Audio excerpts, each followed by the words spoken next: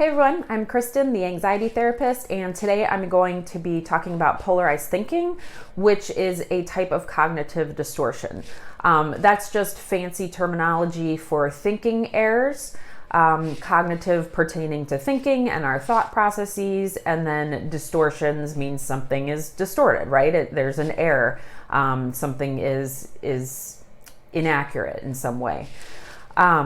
So when we have these cognitive distortions, it's usually from repeated and habitual errors in thinking. We all have thinking errors sometimes, right? Maybe you misinterpreted what somebody said to you one time and had to get clarification, or it elicited a certain type of feeling in you. That's normal. But when it comes to cognitive distortions, that's when these thinking errors are pervasive, and they really cause us to interpret events in a negative way and to view reality in an inaccurate or irrational way.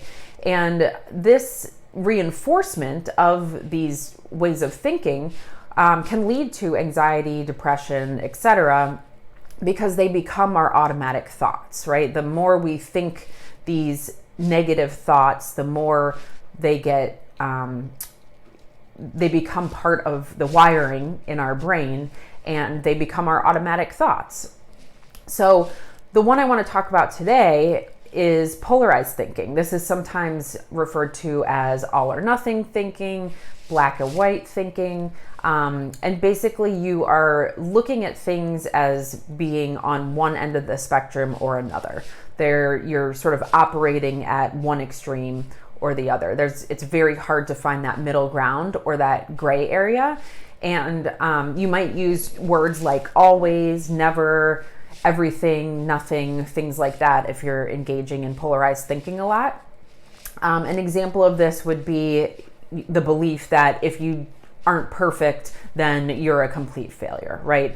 Neither of those are probably true, and it's likely that the reality lies somewhere in the middle, right? Maybe you have certain strengths and you've done really well on certain things or in certain areas of your life, and then some things you didn't do so well on, or maybe you did even fail a test or something of that nature. But it's not one or the other. It's not an either or type of scenario. We also get caught up in this thinking when we think things are either good or bad.